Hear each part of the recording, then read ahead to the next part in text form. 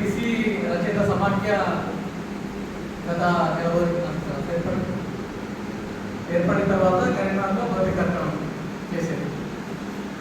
బహుశా అంటే అందరూ తెలంగాణ రచయిత వేదిక సంబంధించినటువంటి గౌరవ రచయితలు. అంటే తెలంగాణ రాకముందు తెలంగాణ రాష్ట్ర సాధన కోసం ఒక ప్రోగ్రెసివ్ రైటింగ్స్ ఫోరం లాంటి Telangana progressive forum writings forum లాంటిది తెలంగాణ రచయిత వేదిక. ఆ తెలంగాణ రచయిత వేదికకి నాగభూషణ్ సార్ రాష్ట్ర అధ్యక్షుడు ఉండేవారు. మేడం ప్రెజెంట్ ఉపాధ్యక్షురాలు కోటి నిర్మలారాధన. మా అన్న ఊర్ల వెంకటేశ్వర గారు ప్రొఫెసర్ సార్ ప్రెజెంట్ రాష్ట్ర ప్రధాన కార్యదర్శి. వారేమో ఇక్కడ తెరవేకు ఉంటారు. అంటే తెలంగాణ రచయితల వేదికలో పనిచేస్తూ బీసీ ఇష్యూ బీసీ వాదన కూడా ఒక డెమోక్రటిక్ స్పిరిట్తో కూడిన అంశం. అంటే మిగతా అన్ని విషయాల్లో మాట్లాడుతున్నాము. దాంతోపాటు బీసీల సమస్యను కూడా మనం వాటి కోసం ఫైట్ చేయాలి, పరిష్కరించాలన్న ఆలోచన ఉంది. అందులో అంటే ఆ విశాలమైన ప్రజాస్వామిక ఆ దృష్టిలో ఒక పాయగా దాని ఒక భాగంగా బీసీ రచయిత సమాఖ్య ఏర్పడేసుకొని కార్యక్రమాలు చేస్తున్నారు. అయితే దీనికి కొంత నేను నేపథ్యం చెప్తాను. ఇక్కడికి ఈ సమావేశానికి ఇక్కడికి తెలంగాణ రచయితల వేదిక కావచ్చు, లేకపోతే మొత్తం తెలంగాణ సమాజం కావచ్చు, ఇదే తెలంగాణ ప్రత్యేక తెలంగాణ రాష్ట్ర ఏర్పాటు కొట్లాడిందో కష్టపడిందో తెలంగాణ రాష్ట్రం ఏర్పడిన తర్వాత జూన్ 2, 2014 ఏర్పడితే సెప్టెంబర్ 17 వరకు నాకు తెలుసుకున్న ఒక బిజినెస్ ఫోరం వచ్చేసింది జనంలో. ఎందుకు బిజినెస్ ఫోరం వచ్చిందంటే మన అందరి ఆలోచనలు ఆకాంక్షలు తీర్చే విధంగా తెలంగాణ ఉండబోతలేదు అనే ఆలోచన ప్రజల్లో మొదలైంది. అది ఎట్లా అంటే సెప్టెంబర్ 17 ఏదైతే ఇక్కడ తెలంగాణ విమోచన దినమానవచ్చు, కొంతమంది విద్రోహ దినమానవచ్చు, కొంతమంది విలీన దినమానవచ్చు, ఏదో ఒక దినంగా అయితే దాన్ని అక్కడ ప్రభుత్వం గుర్తించే అవకాశం ఉండేది. కానీ తెలంగాణ రాష్ట్ర ఏర్పడిన మన ప్రభుత్వం సెప్టెంబర్ 17 బదిలేసింది. పూర్తిగా ఇలాంటి ప్రస్తావన లేకుండా బదిలేసింది. అప్పుడు కామన్ మ్యాన్లో అంటే సగటు ఏంటంటే ఒక ఉద్యోగం జరుగుతుంది. ఏంటంటే కనీసం మన చరిత్ర గురించి మనం మాట్లాడుకునే పరిస్థితి రాకపోవడం దేనికి సంకేతం అనే ఒక వ్యతిరేక స్వరం మొదలైందన్నారు. అట్లా మొదలైన తరుణంలో తెలంగాణ రచయితలు పలు మొదలైన సందేహం కావచ్చు, లేకపోతే అనుమానం కావచ్చు, లేకపోతే బాధ కావచ్చు, ఇది ప్రత్యేక తెలంగాణ అనంతరం మనం ఇంకో పోరాడే అంశం ఏదైనా ఉన్నదా అనే ఆలోచన మొదలైనప్పుడు ఏం ఆలోచించిందంటే మనం ప్రత్యేక తెలంగాణ రాష్ట్రాలు ఏర్పాటు కానీ ఒక సామాజిక తెలంగాణ రాలేదు. సో ఇది ఒక బహుజన తెలంగాణగా మారాలని కొంతమంది మిత్రులు ఆలోచన చేసినప్పుడు ఆ కాన్సెప్ట్తో బహుజన రచయిత సంఘం బహుజన రచయిత సంఘం డాక్టర్ జిల్లా శ్రీనివాస్ గారు, వసంత రవీంద్ర గారు, గుంటూరు లక్ష్మీనరసయ్య లాంటి పెద్దలందరూ ఏర్పడిన తర్వాత ఫస్ట్ టైం 2 జిల్లాలు జరిగిన తర్వాత 2016 సెప్టెంబర్ 18 ఇదే కరీంనగర్లో అంబేద్కర్ భవన్లో సమావేశం కోసం అది ఏర్పడేసింది. మామూలుగా ఇక్కడ అంటే ప్రోగ్రెసివ్ బడ్డే కరీంనగర్ వాళ్ళు మనం ఆహ్వానించి అంబేద్కర్ భవన్లో ఆ సమావేశంలో ఉన్న వాళ్ళందరూ హాజరైంది. మేమే కాక పెద్ద నలభై బస్సులు మల్లయ్య సార్, వనవరం ఆ పెద్దలందరూ హాజరైన తర్వాత అక్కడ సమావేశంలో చాలా పెద్ద ఎత్తున జరిగింది. పొద్దున్న నుండి సాయంత్రం వరకు జరిగింది, లంచ్ తర్వాత జరిగింది. అయితే ఆ సమావేశం బాగా జరిగింది. కానీ ఆ సమావేశం అనంతరం అది ముందుకు పోలేదు. బహుజన సంఘం కాన్సెప్ట్ ముందుకు పోలేదు. ఆ తర్వాత నేను ఇక్కడ తీసుకెళ్ళి మంచాల పెట్టినా మంచాల తర్వాత కూర్చోవడం జరిగిందంటే తర్వాత దాని కార్యక్రమం ఆగిపోయింది. ఎందుకు ఆగిపోయినాయి అంటే మాకేం ఆలోచన వచ్చిందంటే బహుజన రచయితల సంఘం పేరిట ఏర్పడినటువంటి ఆ సంఘంలో బహుజనులు అంటే ఎస్సీ, ఎస్టీ, బీసీ, మైనార్టీలు అంటే ఒక కాన్సెప్ట్. కానీ అంటే విశాల దృక్పథంతో పనిచేసినప్పుడు కూడా మన మధ్య వైరుధ్యాలు ఉన్నాయి. అంటే ఇలా బీసీ, ఎస్సీ, ఎస్టీ మధ్య ఒక వైరుధ్యాలు ఉన్నాయి అనే విషయం ఆ సమావేశం జరుగుతుందంటే కూడా చూస్తుంది. అంటే నేను సాక్షులు నేను ఆ కార్యక్రమం కాబట్టి సాక్షి ఎట్లా అంటే ఒక రకంగా ఆ దళితుల డామినేషన్ అనుకోవడం సమావేశంగా లేకుంటే ఆ కాన్సెప్ట్ సరిగా లేకపోవడం, అంత అప్రోచ్ కరెక్ట్ లేకపోవడం. ఎందుకంటే ఒక బిఎస్పీ లాంటి పార్టీని తీసుకొచ్చి ఆ సభ మీద పెట్టకపోవచ్చు.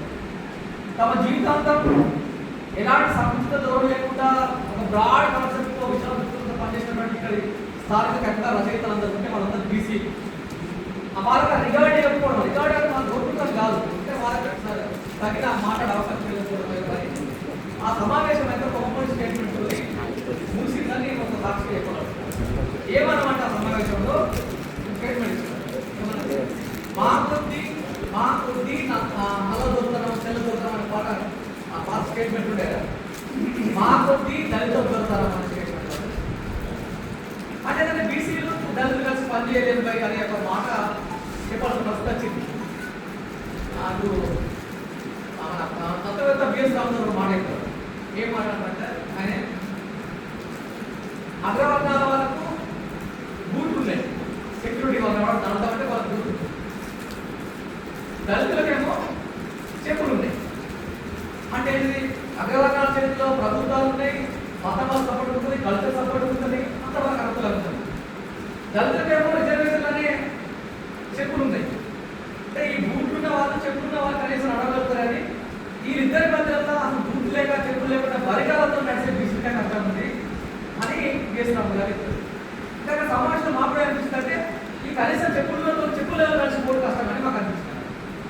సో అనిపించి ఆ భవిష్యత్ సంఘం అనే కాన్సెప్ట్ ముందు పోలేదు.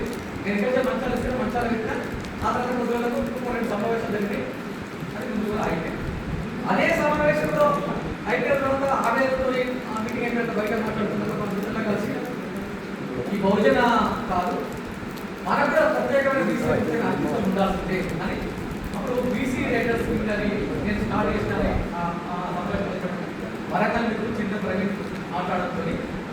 మనైతే మన బీసీలో వాయిస్ వినిపించాలి కదా అని ఆ 2016 సెప్టెంబర్ 18 ఇక్కడ అంబేద్కర్ మీటింగ్ జరిగితే అదే 2016 డిసెంబర్ ఎండింగ్ వరకు హైదరాబాద్ ముఖ్యమంత్రి నాటికి ఆ 2 నెలల్లో కష్టపడి బీసీల వాయిస్ కూడా వినిపించాలని బీసీ వాద యువ కవిత్వం సమూహం అనే పేరుతో ఒక కవిత్వ సంకలనం ఇస్తారు.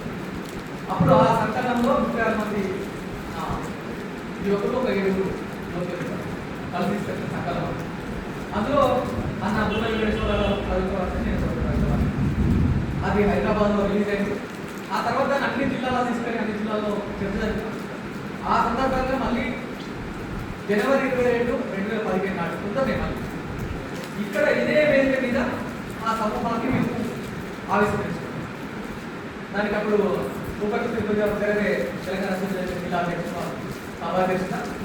పుస్తక ఆవిష్కరణ పెద్దలు నలుగురు మాస్టరు, ముఖ్య అతిథేమో మన సూపటి జగన్నాథ్. వీళ్ళందరూ సేమ్ ఇది అందరం వీళ్ళందరం మాట్లాడిన పెద్ద సమావేశం జరిగింది. సో అట్లా అంటే నేను చెప్తున్నట్టు బ్యాక్గ్రౌండ్ చెప్తున్నారు కదా, ఎందుకు ఏర్పడ్డది బీసీ వాళ్ళకి అట్లా అన్ని జిల్లాలకు ఆ సమూహంతో తిరిగినాం.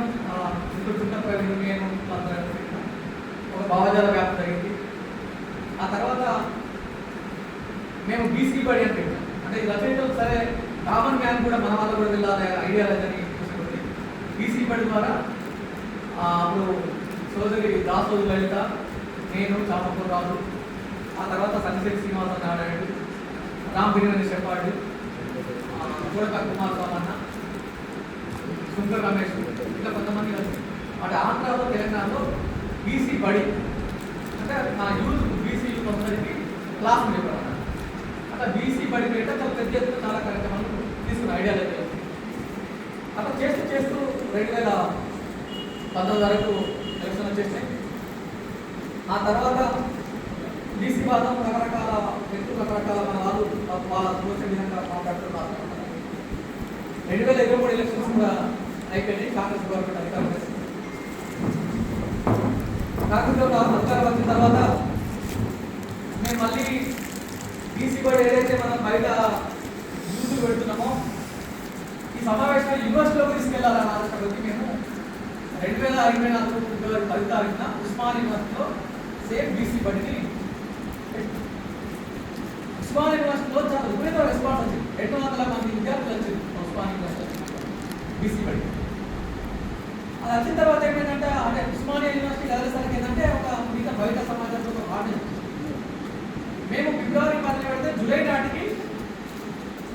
రిటైర్డ్ ఐఏఎస్ చిరంజీవి సార్ కూడా ముందుకు వచ్చి తను తీర్మానం అప్పుడు డిఫెన్స్ అయినటువంటి తను వచ్చి జూలైలో toss total toss Bandaru toss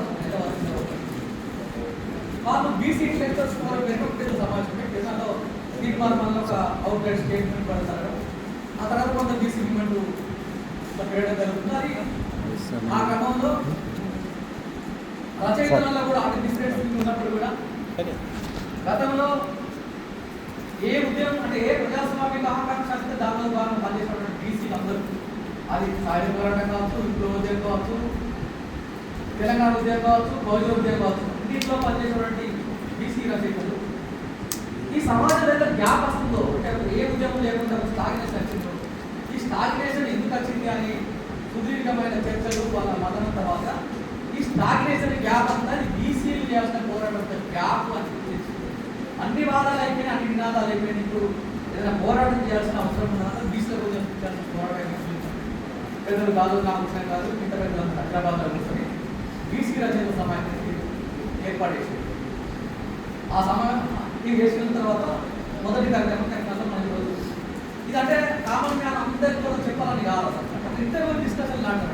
so రచయితలో మనం ఎట్లా పోవాలి ఏది పోవాలనే యొక్క ఎక్కడ తెలంగాణ మూమెంట్ కోసం మూమెంట్ ప్రారంభించి ఎట్లయితే 5-10 మంది కలిసి మనం డిస్కస్ డిస్కషన్ లాంటి సమావేశం అడిగేద్దాం మనకి అట్లాంటి సమావేశం కోసం మనం ఏర్పడేస్తున్నాం. అయితే ఇక్కడ 5 ఉన్నారా 10 మంది ఉన్నారా కాదు, అసలు మనం ఎట్లా చర్చ జరగాల్సిన అవసరం ఉన్నది కాబట్టి దానికోసం నన్ను వాళ్ళ ఎందుకో మరి నాకు పిలవడం, నేను వాళ్ళతో నేను చెప్పడం లాంటి కాకుండా ఒక డిస్కషన్ లాంటి నేను కొన్ని విషయాలు చెప్తాను, తర్వాత ఇది కరెక్టా కాదా లేకపోతే ఎట్లా పోదాం అనే ఆలోచన దొరకడం కోసం అని నేను ఇక్కడ మాట్లాడుతుంది తప్ప నేనే చెప్పేదే కరెక్ట్గా నేనే పెద్దవాళ్ళు కూడా కాదు. సో అవసరం మాట్లాడాల్సిన అవసరం మాత్రం ఉంది కాబట్టి దాని బాగా నాకు వాళ్ళు పిలవడం జరిగింది. అయితే ఇది అంటే నేను బీసీ బల్లో మాట్లాడతాను. నేను బీసీ బల్లో మాట్లాడినప్పుడు యూత్ సంఘాల వాళ్ళు ఉన్నప్పుడు బీసీలో జరుగుతున్న అన్యాయాలు మాట్లాడతాను, అంతా రగిలిపోతాను, నినాదాలు ఇస్తాంటారు, గోల ఉంది సమావేశం. కానీ ఇది అక్కడ ఉంటుంది లేదు. ఇది అంటే బీసీ మేధావులలాగా కవులు రచయితలు ఆలోచన పరులు ఒక ఫిలాసఫికల్ బేస్ చేసుకోవడంతో చేసే చర్చ కాబట్టి మనకు జరుగుతున్న అన్యాయం గురించి అని లేకపోతే లెక్కలతో మాటలతో అంకెలతో చెప్పుకునే ప్రసంగ పాఠం కాదు. బీసీ వాదం అసలు ఏంటి అనేది ఎట్లా పోవాలి అనేది దాని గురించి మాట్లాడుకోవాల్సిన అవసరం ఉందని. ఇంకో విషయం ఏంటంటే ఇక్కడ ఎందుకు మాట్లాడుకోవాలి కరీంనగర్ అంటే ఏ నినాదం వచ్చినా ఏ వాదం వచ్చినా కానీ అది దాని కరీంనగర్లో స్థిరపడి కరీంనగర్ వాళ్ళు ముందే తప్ప ముందు పోదు. దాని కరీంనగర్ ఉన్న నేపథ్యం కారణం. ఇప్పుడు తెలంగాణ చూసుకోండి, జాగ్రత్తగా చూసినట్లయితే కరీంనగర్ అనేది ఆ పటంలో హార్ట్ లాంటి ప్లేస్లో ఉంటుంది, గుండె లాంటి ప్లేస్లో ఉంటుంది. ఐడియాలజికల్ చూడండి మీరు కరీంనగర్ ఉన్న గుణం ఏంటంటే హెడ్ క్వార్టర్ నుంచి అంటే హైదరాబాద్ సెంట్రల్ ఉంటే హైదరాబాద్ దూరంగా ఉండే మహబూబ్నగర్ లేకుంటే ఆదిలాబాద్ అంటే అమాయకత్వం ఉంటుంది కరీంనగర్. అదేవిధంగా హైదరాబాద్ చుట్టుపక్కల ఉన్నటువంటి దగ్గర వాళ్ళకి అభివృద్ధి ఉంటుంది కరీంనగర్. అంటే ఒక ప్రాక్టికల్గా ఏ పని ఎట్లా వేస్తే ముందు పోతానో ఒక ప్రాక్టికల్ జ్ఞానం ఉంటుంది కాబట్టి కరీంనగర్లో ఏ మూమెంట్ అంటే స్థిరపడుతుంది. అందుకే ఇక్కడ కరీంనగర్ వాళ్ళందరూ ఎక్కడ ఎవరు చేసినా చేయకుండా ప్రోగ్రామ్ చేసుకుంటారు. కరీంనగర్ వాళ్ళందరూ స్టేట్మెంట్ చెప్పాలి. కరీంనగర్ వాళ్ళందరూ మిగతా వాళ్ళు లెక్క ఈజీగా అవకాశం అంతా అప్పుడు పోయేలాంటి వాళ్ళు కూడా కాదు. వాళ్ళ జీవన విధానం ఇంకా అలాంటి వాళ్ళు. నేను ఎవరు విమర్శించాలని చెప్తున్నా ఇక్కడ అప్పుడు పోదంట. ఇప్పుడు నేను ఇక్కడ కరీంనగర్ నుంచి నేను ఆదిలాబాద్ అయినా కానీ నా వ్యక్తిత్వం నుంచి కరీంనగర్ ఒకటి చెప్పగలుగుతుంది. అంటే మనం అక్కడ పోయి 7 నిమిషాలు చేసి వాళ్ళు ఆఫ్ చేసే గుణం కూడా అక్కడ వెళ్ళింది అక్కడ కోసం మాట్లాడే గుణం కరీంనగర్. సో అట్లా కరీంనగర్లో మళ్ళీ ఈ ప్రత్యేక బీసీ వాదం అనేది కూడా ముందు పోవాలంటే మళ్ళీ ఇక్కడ రకరకాల స్థాయిల్లో రకరకాల సంఘాల్లో రకరకాల అస్తిత్వాల్లో పనిచేసినటువంటి ఈ బీసీలు అంటే మేము బీసీలు అనే విషయం తెలియకుండా అందరి కోసం పనిచేసిన బీసీలు ఇప్పుడు బీసీల కోసం మాట్లాడాల్సిన అవసరం వచ్చింది అనే ఉద్దేశంతో పనిచేసే అవసరం వస్తాను. సో నేను నా సమయం బట్టి చూసుకుంటా మరి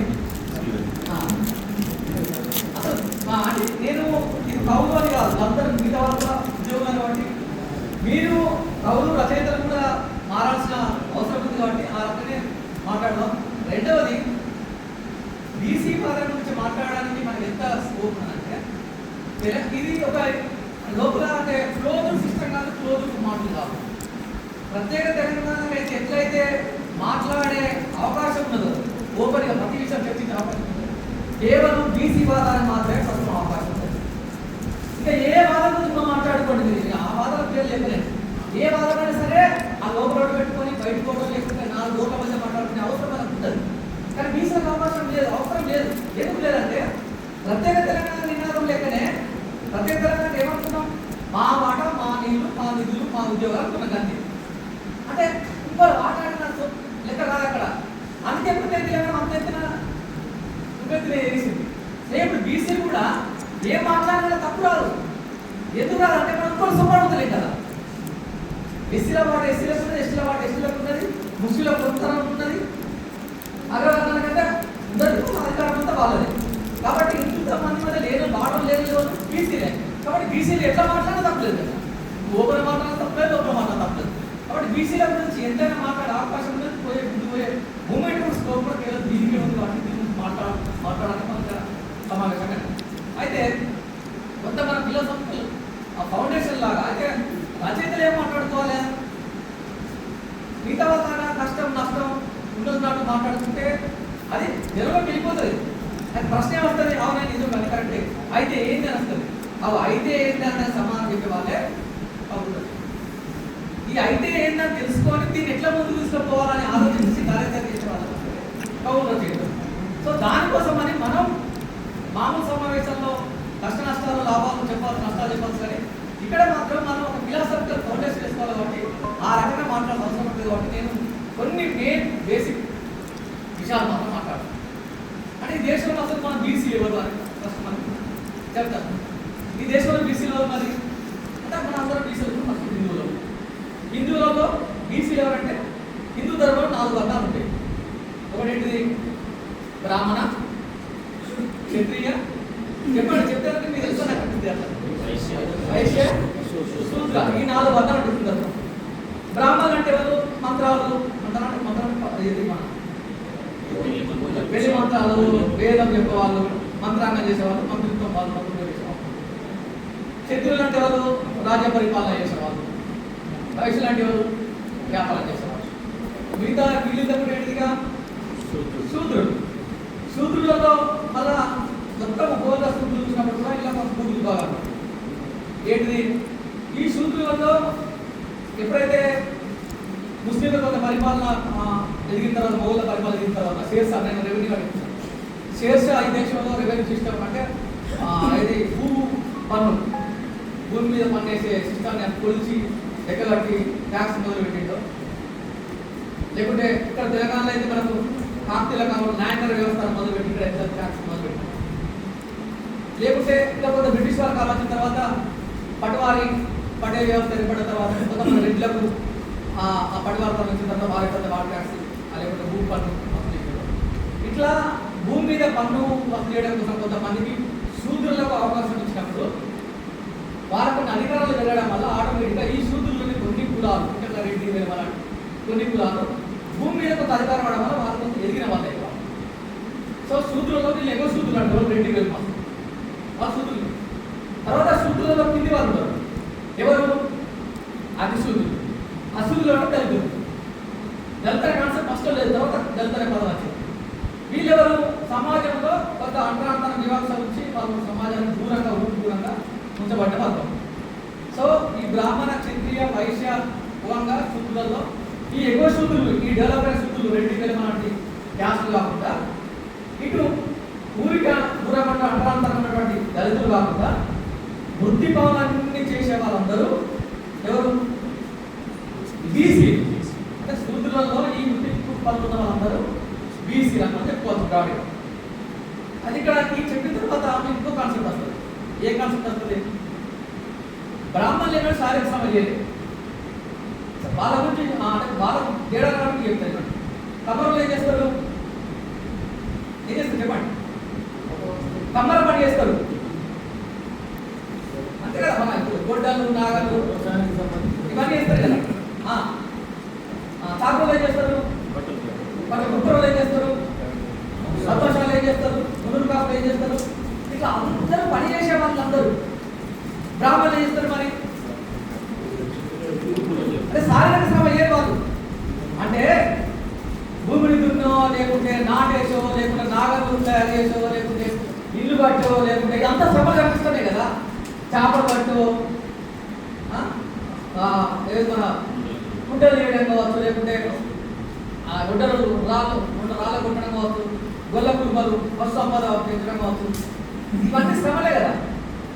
ఇట్లాంటి శ్రమలు లేని వాళ్ళు ఎవరంటే బ్రాహ్మణులు. శ్రమ లేదు. క్షత్రియులు రాజపాలన చేస్తున్న వాళ్ళు కూడా శారీరక సంబంధం లేదు. వైశ్యులు వ్యాపారం చేస్తున్న వాళ్ళు కూడా శారీరక సంబంధం లేదు.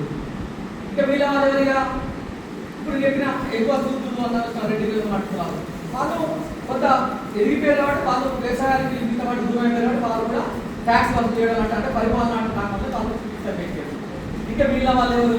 దళితులు. దళితులు మొదటి నుంచి వాళ్ళకి అక్రాంతరం ఉంది కాబట్టి వాళ్ళకు అసలు వాళ్ళకి అవకాశం లేదు, పని చేసే అవకాశం లేదు. సో వాళ్ళు కూడా అంటే ఈ పనిలో శ్రమలో అంటే ఇప్పుడు ఈ బిల్డింగ్ ఎట్లయింది అంటే ఉపరులు పనిచేస్తే ఇక ఇలా ఇరుగు కోసం కమ్మరలు, కంచరలు, కూలీలు వీళ్ళందరూ పనిచేస్తే బిల్డింగ్ అయింది. అంటే ఈ బిల్డింగ్ అయినా సరే, ఈ ఈ ఈ బనానా అయినా సరే, ఈ వాటర్ బాటిల్ అయినా సరే, మన బట్టలు అయినా సరే, ఇవన్నీ పనిచేస్తే ఉత్పత్తి అయినాయి.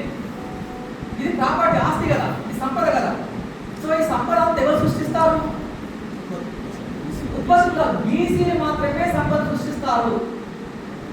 ఎస్టీలకు సంపదతో సంబంధం లేదు. అంటే వాళ్ళకి ప్రాపర్టీ దాచుకునే గుణం లేదు. ఆ పుట్ట తిన్నారా అయిపోయింది అంతే. వాళ్ళకి బిల్డింగ్ కట్టుకొని, అవి కట్టుకొని, ఇవి కట్టుకొని, లోపల దాచి పెట్టుకొని డబ్బుతో సంబంధం ఉంటుంది. సో వీళ్ళన్నీ చూసినట్లయితే కేవలం ఈ సమాజంలో సంపద సృష్టికర్తలు ఎవరంటే బీసీలే. సో అంటే ఈ దేశంలో ఒకప్పుడు అనాగరిక దశ నుంచి లేకుంటే ఇలాంటి మండుకొని దశ నుంచి వ్యవసాయం పెరిగిన, ప్రాపర్టీలు, ఈ టెక్నాలజీ పెరిగి ఇక్కడ దాకా వచ్చినామంటే ఇదంతా ఎవరి క్రియేషన్, ఎవరి సృష్టి అంత ఇది బీసీల సృష్టి. సో మనం ఏమనంటే ఇదంతా సృష్టించిన వాళ్ళం మనం. ఈ సమాజంలో ప్రతి వస్తువును, ప్రతి సంపద సృష్టించిన మనం. కానీ పరిస్థితి ఏంటంటే ఈ సమాజంలో ఎవరైతే సృష్టించారో పట్టుకునే వాళ్ళు మరి ఇప్పుడు సమాజంలో బీసీలే. హైయర్ కాస్ట్ వాళ్ళు ఇచ్చే వాళ్ళు లేదు. ఇది ఎస్సీల వాళ్ళు తీసుకుని వాళ్ళు రిజర్వేషన్ పరంగా ఇంకో పరంగా ఇంత కష్టపడి ఇంత సృష్టించి కూడా ఏ మాత్రం దక్కని వాళ్ళంటే బీసీలే. ఇది అసలు అన్యాయం జరుగుతుంది. సో ఇట్లా భారతదేశంలో ఏమైందంటే ఇక్కడ చూడండి, ఈ హిందూ ధర్మంలో వివక్షిత వాళ్ళు ఏమైందంటే శూద్రులకు మన ధర్మంలో లేకపోతే ఆ శూద్రులను అది అంటే బట్టి పట్టలేదు కాబట్టి అంత సారాంశం ఒక శ్లోకం ఉంటుంది. ఏమిటంటే శూద్రుల మధ్య ఆస్తి ద్రవ్యం ఉన్నట్లయితే బ్రాహ్మణులు లాక్కోవాలి. అంటే శూద్రుల మధ్య ద్రవ్యం అంటే మనీ, అంటే ప్రాపర్టీ. అది అంటే ఇప్పుడు మనం మనీ డబ్బు అంటున్నాం. ఒకప్పుడు అది వరిధాన్యం కావచ్చు, లేకుంటే ఇల్లు కావచ్చు, వస్తువులు కావచ్చు, ఎక్కడ సరే వాళ్ళ దగ్గర ద్రవ్యం ఉండదు. ద్రవ్యం ఉంటే మాత్రమే లాక్కోవాలంటే ఎందుకంటే అంటే ప్రాపర్టీ ఉన్నట్లయితే వాడి ఆలోచనలు వేరే మారుతాయి. అంటే వాడు తిరిగబడుతూ కావచ్చు, వాడు ఆలోచన కావచ్చు, వాడు సీటు కొట్టుకుంటూ కావచ్చు. కాబట్టి వాళ్ళ దగ్గర ఆస్తి ఉండాలి కాబట్టి చూద్దాం పడతారు. సో దాని ప్రకారం బీసీల దగ్గర ప్రాపర్టీ ఉండే అవకాశం ఎప్పుడు వేసింది. సో ఎందుకు ఎక్కడ వేసారంటే ఈవెన్ పంటలు పండిస్తే కూడా ఫస్ట్ సంపద ఇస్తే కూడా మాకు అదే ప్రాపర్టీ కాబట్టి అట్లాంటి ప్రాపర్టీ ఉంటే కూడా వాడు ఎక్కడ పెద్దవాడు అవుతారండి. యజ్ఞాలు యాగాల పేరు ఏం చేసినట్టే వాళ్ళ విలాసం పేరు ఉంటుంది. వాళ్ళు దాన్ని యజ్ఞాల యాగాల వర్షాలు వస్తాయంటే ఇంకేమంటారు తర్వాత చెప్తారు. కానీ యజ్ఞాల యాగాల ద్వారా కూడా వాళ్ళు వేసినట్టు ఎక్కడ సంపద ఎక్కడ వెళ్తుందంటే దాన్ని నమ్మకం చేయలేకపోతామని యజ్ఞాల పేరిట మీరు అశ్వమేధ యాగం ఉంటే యాగమని మీరు అలా పొడుచుకోండి. పలానా రాజు అశ్వమేధ యాగం చేసిండు. ఎన్ని పశువులు వధించబడ్డా అంటే వేలాది పశువులు, వందలాది పశువులు ఉంటారు. అంటే పశువులు చంపేసి యజ్ఞాల పేరు యాగాల పేరిట ఇంకే చేస్తారు. ధాన్యాలు, నవధాన్యాల పేట పెద్ద ఎత్తున ధాన్యాలు కాల్చి చేస్తున్నారు. అంటే ఏంటి, అది ప్రాపర్టీ ఉండకూడదు కదా. సో అట్లా చేస్తున్న సందర్భంలో బుద్ధుడు ఏం చేసినట్టే ఇది తప్పు లేదు అని తను కామన్ మ్యాన్కి అర్థమైన విధంగా ఒక ధర్మసూచిలాగా జీవహింస చేయద్దు అని మాట్లాడుతుంది. జీవహింస చేయద్దంటే ఆయన పూర్తిగా మడిగట్టుకొని ఎవరైనా చికెన్ మటన్ తింటే తినద్దని అనలే. మంచిగా ఆకలి తినాల్సిందే. చివరికి బుద్ధుడు అయిపోయింది. లాస్ట్ చుట్టూ ఒక భక్తుడు ఒక కాలువ పెట్టినటువంటి పందిపూర పెడితే కూడా తిని దాంతోనే చెప్పండి అనిపోయాడు. అయినా అంటే దేనిలో కానీ పూర్తిగా అనివార్యంగా లేడు. కానీ ప్రధానంగా ఏంటంటే జీవహింస చేయడం వల్ల అంటే మన పశు సంపాదన కోసం కాబట్టి వ్యవసాయం ముందు పడతాయి కాబట్టి మనం అభివృద్ధి చేయాలని ప్రయత్నం. అదేవిధంగా నిలిచిపోయేది కూడా మనం చెప్తున్న విషయాలు కాదు. ఎందుకు నిలిచిపోయాడు అంటే ఆలకుండా సాక్షుల రాజ్యం వాళ్ళు పక్కన కూలీల రాజ్యం. ఈ సాక్షుల రాజ్యం కూలీల రాజ్యానికి వాటర్ వ్యవసాయానికి వాటర్ రిలీజ్ చేసే ఇష్యూలలో గొడవ వస్తే వాళ్ళ సొంత రాజ్యం యొక్క తీర్మానం సభ తీర్మానానికి ఎందుకంటే లేదు కూలీలకు మనం వాటర్ ఇవ్వాల్సిందే వాటర్ అనుకుంటే పాప ఎట్లా ఇందుకు వాడు మోయాల్సిన దాన్ని వ్యతిరేకించినందుకు ఆంధ్ర రాజ్యమని పరిష్కరిస్తా నిలిపోతున్నాడు. అంటే బుద్ధులు ఏంటంటే ఈ జరుగుతున్నటువంటి పథకం తప్పు, మనం పంటలు పండించాలి, వ్యవసాయం చేయాలి, అందరూ తినాలి, బతకాలి, అందరు మంచిగా ఉండాలన్న విషయాన్ని చెప్తున్నారు బుద్ధుడు. అదంటే మొదటిసారి ఇట్లాంటి కాన్సెప్ట్ వ్యతిరేకంగా కాన్సెప్ట్ ఇది కాదు, బుద్ధుడు సమానంగా బతకాలి. సరే దాన్ని చాలా మంది కొన్ని రోజులు వాళ్ళు విలసిల్లింది, మనకు విద్య వచ్చింది, ఆదర్శం తక్షశిల ఏమంటుంటా నలంద విక్రమశీల ఇవన్నీ విద్య విశ్వవిద్యాలయం అవన్నీ ఇప్పుడు బుద్ధుడున్న కాలంలో ఇప్పుడు బుద్ధులే. ఆ తర్వాత మన చరిత్రలు ఎక్కడ మీకు యూనివర్సిటీ పేరు కనబడదు. మళ్ళీ బ్రిటిష్ రాజ్యాల వారు కూడా కేవలం గురుకులాలు గ్రామాలకు సంబంధించి మాత్రమే ఉంటాయి. సో అట్లా మొత్తం బౌద్ధం కూడా ఇక్కడి ఈ అధికారం ఉన్న వాళ్ళ చేతుల్లో అమలు చేయబడ్డదని దేశం వచ్చేది. కానీ మరి రాదు వెళ్ళిపోయింది, ప్రజల్లో ఉంది కానీ మతంగా మాత్రం లేకుండా వెళ్ళిపోయింది. కానీ ప్రజలు ఊరుకుంటారా?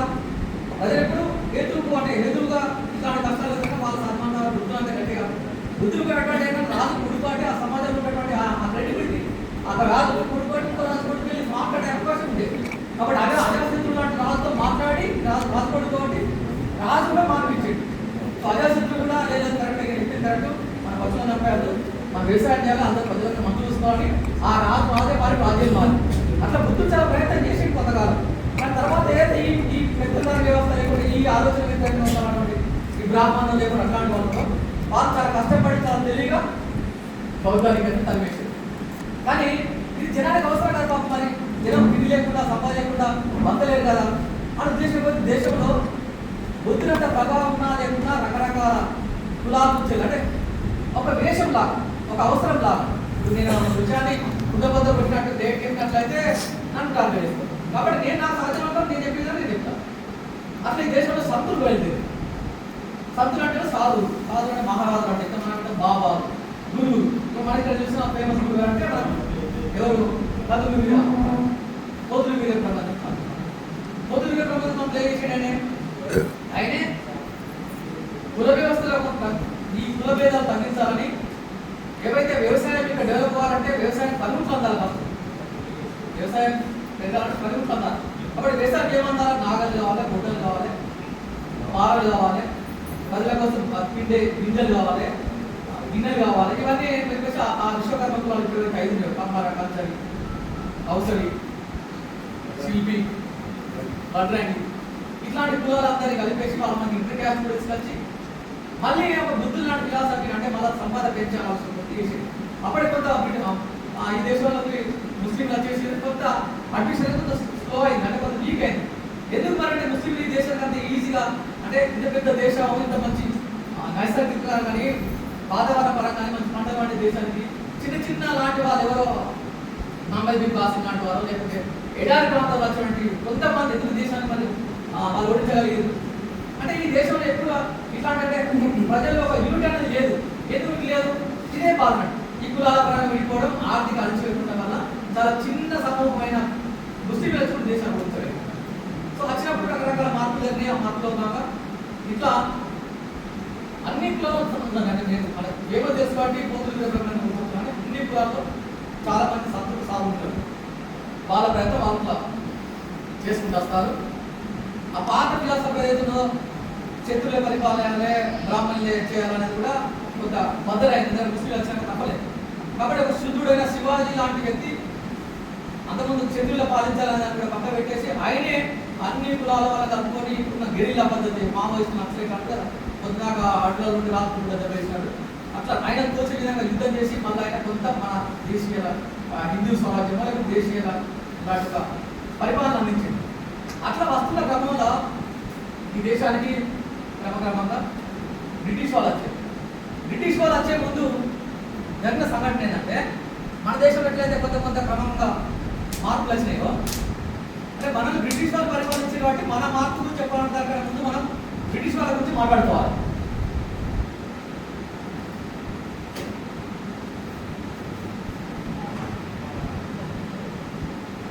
బ్రిటిష్లో ఏమైందంటే, ఇంగ్లాండ్ ఏమైందంటే, ఈ మధ్యతరగతి లేకుంటే డెవలప్మెంట్ బాగా 1500 16వ శతాబ్దం 1501 యూరోప్లో ఏమైందంటే, యూరోప్లో రెగ్యులర్ కాటన్ వస్త్రాలు చలి పెరుగుతుంటే ఉన్ని వస్త్రాల డిమాండ్ పెరిగింది. ఉన్ని వస్త్రాల డిమాండ్ ఏంటంటే ప్రజలకు కొంత పర్చేసింగ్ కెపాసిటీ అంటే కొనుగోలు శక్తి పెరిగింది కాబట్టి వాళ్ళు కూడా అంటే కేవలం రిచ్ వాళ్ళే కాకుండా మామూలు వ్యక్తులు కూడా మధ్యతరగతి వాళ్ళు కూడా ఆ చల్లుడు కాపాడు కోసం ఉన్ని వస్త్రాలు వేసుకునే కల్చర్ ఉంది. అప్పటి టెక్స్టైల్ మా నేత పని విధానం పెరగడం వల్ల చాలా మంది ఉన్ని వస్తువులు కొనుగోలు చేసింది. సో ఉన్ని వస్తువులకు ఏదైనా ఉన్ని కావాలి, దానికి బేసిక్ ముడిసరి ఉన్ని కావాలంటే అక్కడ ఆ యూరోప్ ప్రాంతంలో ఏది షీప్స్ మన ఏది గొర్రెలు పెరిగే అనుకూలమైన ప్రాంతం ఇంగ్లాండ్లో ఉంది. సో పాత వ్యవసాయ పద్ధతిలో ఎవరైతే భూస్వాములు ఇంగ్లాండ్లో భూస్వాములు ఉంటారో ఆ భూస్వాములు ఏం చేశారంటే ఈ కౌలు రైతు చేయడం వల్ల కౌలు రైతు మాకు ఏం చూసినప్పటికీ డిమాండ్ ఎక్కువ ఉందని ఆ కౌలు రైతులు వెళ్ళగొట్టి, లేకపోతే చిన్న రైతులు ఉంటే వాళ్ళ భూమిని ఆక్రమించి వాళ్ళు ఏం చేశారంటే ఒక ఎన్క్లోజర్ సిస్టమ్ కంచె వ్యవస్థ, ఆ భూమిని కంచె వ్యవస్థ చేశారు. కంచెలే చేసేసినట్టే అవన్నీ అంటే పెద్ద ఎక్కువ మందికి భూమి ఇచ్చి ఎక్కువ మంది వ్యవసాయం చేసే అవసరం బదులు కొంతమంది కాపర్లు షెపర్డ్స్ పెట్టుకుంటే మనం పెద్ద ఎత్తున మనం గొర్రెలు పెంచవచ్చు, గొర్రెలకు మాంసం వస్తుంది, ఎక్స్పోర్ట్ చేయవచ్చు. అప్పటికే ఏది ట్రాన్స్పోర్ట్ కానీ లాంటి వల్ల లేకుంటే కోళ్ళ బస్ లాంటి వల్ల విదేశాలతో సంబంధాలు ఉన్నాయి కాబట్టి ఆ మాంసాన్ని కానీ లేకుంటే యూనిట్ బాడీ వంటి వాటి దీన్ని సపోర్ట్ చేయవచ్చు, దీన్ని మనం ఎక్స్పోర్ట్ చేయాల్సి తీసుకుంటుంది. ఆ పెద్ద మొత్తంలో భూములు వాళ్ళు జమీందారు వాళ్ళు అప్పు వేసుకొని ఆ కంచె వేస్తే ఏర్పడేసి వీటిని పెంచడం మొదలుపెట్టారు, కోటి పెంచడం మొదలుపెట్టారు. అట్లా పెంచడం మొదలు పెట్టడం వల్ల వాళ్ళకు భూస్వామికి విపరీతమైన డబ్బులు వచ్చేసినాయి. కానీ పాపం ఆ భూములు ఉన్నటువంటి ఆ కౌలు రైతులు కావచ్చు, ఆ వ్యవసాయం మీద ఆధారపడే కులాలు ఏది వ్యవసాయం ఉత్పత్తి ఆధారపడే కులాలు విశ్వకర్మ వాళ్ళు, చాకలు కావచ్చు, మండలు కావచ్చు, వీళ్ళందరూ కూడా అక్కడి నుంచి వెళ్ళి షిఫ్ట్ చేయబడ్డారు, అక్కడ వెళ్ళిపోబడ్డారు. అందుకే ఇటువంటి మత కారణం ఉన్నప్పుడు కూడా అమెరికా అనే రాష్ట్రం దేశం అయితే ఏర్పడ్డది, ఇంగ్లాండ్ నుంచి కొంతమంది షిఫ్ట్ అవడం వల్ల అమెరికా దేశం ఏర్పడ్డది. ఆస్ట్రేలియా ఏర్పడ్డది. ఇంగ్లాండ్ ఎవరైతే దొంగలు దోపిడాలు అన్ని ముద్రేయబడో అండమానిక భారతీయ లెక్క కొంతమంది కంచె పంపడం వల్లే ఆస్ట్రేలియా దేశం ఏర్పడ్డది. ఆ రకంగా బ్రిటన్లో నుండి ఎవరైతే ఈ షిఫ్ట్ అయిపోయారు, ఎవరైతే అక్కచెల్లి డిస్పోజ్ అయిపోయారు, అక్కచెల్లి పంపించబడ్డారు, వాళ్ళు అక్కచెల్లిపై ఎక్కడైతే పట్టణాలలో ఈ వ్యాపారం కల్చర్ విని పట్టణాల్లో కొంత పని దొరుకుతుందో అక్కడికి వెళ్ళి వాళ్ళకు తెలిసిన కుల వృత్తులు కావచ్చు, వాళ్ళు తెలిసిన వ్యవసాయ వృత్తి కావచ్చు, దాన్ని కొంత డెవలప్ చేసిన అవకాశం వచ్చింది. అంటే ఏమైనా పట్టణాల్లో బిజినెస్ జరుగుతాం, డబ్బు చలామణలోకి వచ్చింది.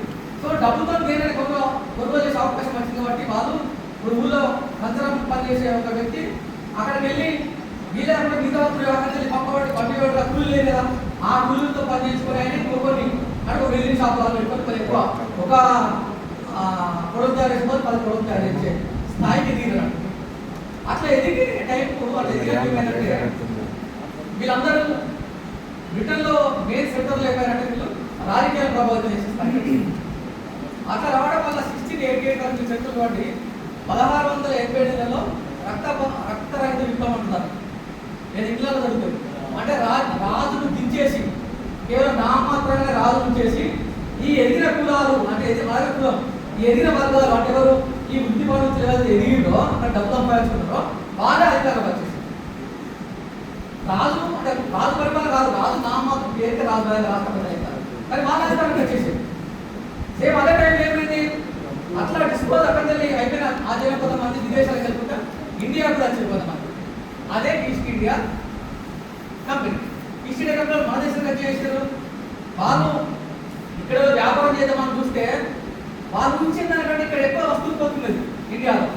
ఏమైనా ఇంతకు చెప్పినట్టు మా ముస్లింల పరిపాలన కావచ్చు, లేకుంటే క్రమక్రమంగా వీరబ్రహ్మణ్య పంతులు నాటి వారు కావచ్చు, ఇక్కడ కూడా కొంత పురోగతి తగ్గిపోయి కొంత గ్రామ స్వరాజ్యం లాగా అంటే గ్రామాల్లో కొన్ని స్వయంపోషిత గ్రామాలు ఏర్పడి ఆ కష్టం వల్ల ఇక్కడ అన్ని వస్తువులు తయారయ్యే పరిస్థితి వచ్చింది ఇక్కడ. సో వాళ్ళ చూసినాక ఏంటంటే ఇక్కడ చాలా విపరీతంగా ధనవంతమైన దేశంలో కనిపించింది. వాళ్ళే వస్తువులు మనమే ఇక్కడ వచ్చి మన వస్త్రాలు అవసరం లేదు, మన ఈ వంటకాలు కూడా మనం వస్తువులు తీసుకొని వాళ్ళు ఇక్కడ ఉన్న వస్తువులను తీసుకెళ్ళి అక్కడ అమ్ముకోవడం పెట్టి ఈ తర్వాత క్రమంలో ఏమైందంటే 1660 నాటి వరకు అంటే 60 ఏళ్ళ తర్వాత వరకు ఏమైంది అక్కడ 1667 చెప్పండి స్టీమ్ ఇంజన్ గా ఉంటారు. ఎవరు స్టీమ్ ఇంజన్ గా ఉండదు ఎవరు? జీకే ప్రశ్న. స్టీమ్ ఇంజన్ గా ఉంటారు. నాకు గుర్తురాక అడిగింది ఎవరు ఉంటారు?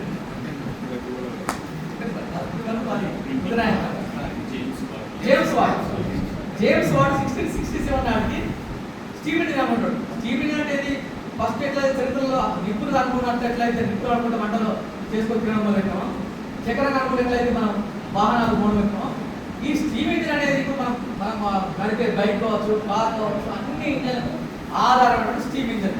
అంటే స్టీమ్ నీటి ఆవిరితో అది చేసే ఉత్పత్తి శక్తి వల్ల ట్రైన్ నడవడం, అలా మిషన్ నడవడం ఒక అనుమతి. సో ఏమైందంటే దానివల్ల ఒక పద్మశాలి వ్యక్తి అనుకుందాం, మామూలు రాట్ల మీద వేసే కొంత కష్టపడి ఒక మీటర్ పట్టేస్తే అది మిషన్ ఏం చేసి మొదలుపెట్టింది. ఒక అదే వ్యక్తి ఆ మిషన్తో పనిచేస్తే 100 మీటర్ల పట్ట తయారు చేసే శక్తి వచ్చేసింది.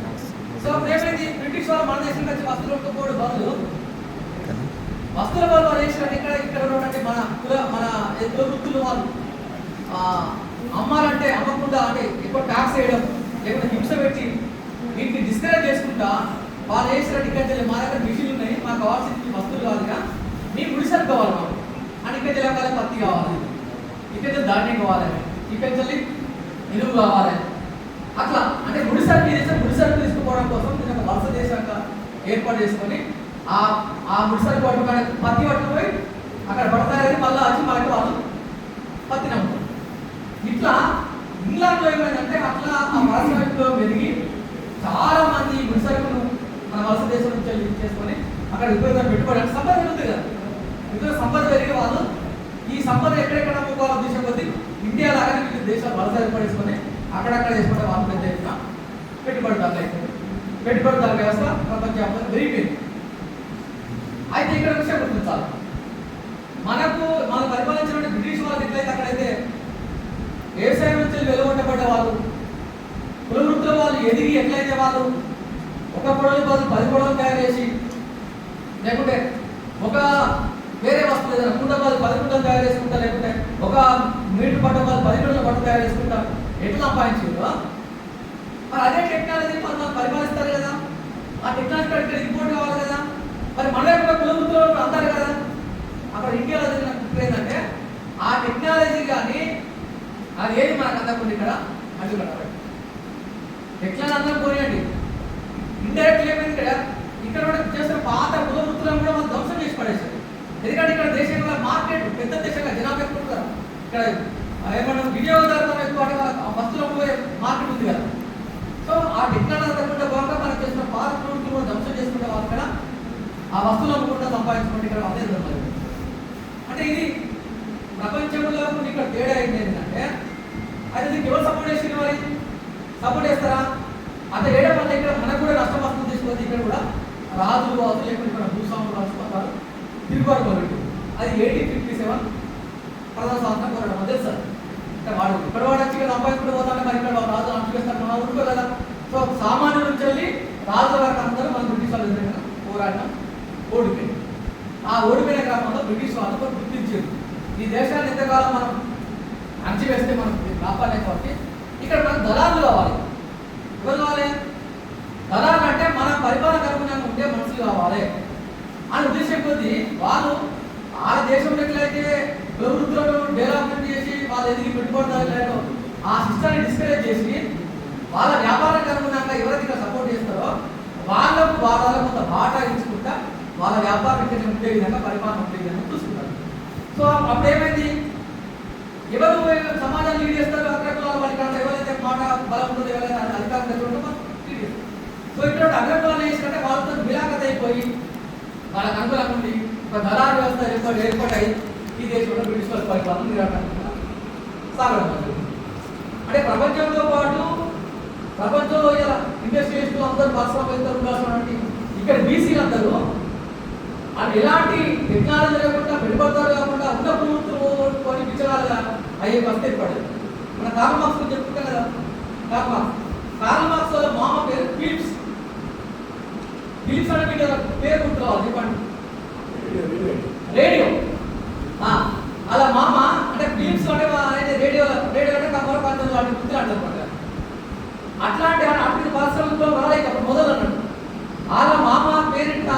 ఒక సామాన్యుడి పేరెంట్ నుంచి వచ్చి ఫిలిప్స్ ఇంటర్నేషనల్ కంపెనీ ఏర్పడింది. అంటే కమ్మార కంపెనీ పనిచేసే ఒక వ్యక్తి ప్రపంచవ్యాప్తంగా ఫిలిప్స్ రేడియో తయారు చేసిన కంపెనీ. కానీ భారతదేశంలో అదే కమ్మార కంపెనీ వ్యక్తి లాంటి ఒక ప్రపంచవ్యాప్తంగా ఒక ప్రోడక్ట్ పంపలేకపోయాడు.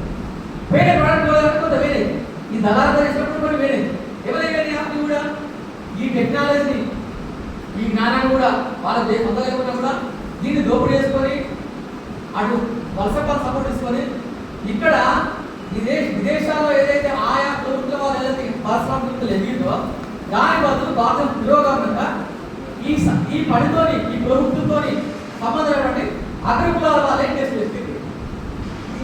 ఆ టాటా కావచ్చు, బిర్లా కావచ్చు, ఇంకేమైనా కావచ్చు. ఇప్పటికంటే ఫర్ ఎగ్జాంపుల్ ఏముంటుంది మంగళ దేశంలో మంగళ గుర్తు మాట ఏమిటి మనకు ఏమంటారు ఆరోగ్యపరంగా ఆపరేషన్ లేకుంటే ఏమిటి గురువులో అవన్నీ చేసేవాళ్ళు. అంటే ఆ రకంగా పారిశ్రామికలో దొరికితే ఇక్కడ ఏం చేయాలి? పెద్ద పెద్ద ఆపోలో లాంటి హాస్పిటల్ మిగతా హాస్పిటల్ అన్ని అదే క్రమంలో దొరికితే ఇలా మంగళవారం పెద్ద పెద్ద హాస్పిటల్ పెట్టారు అంతే కదా.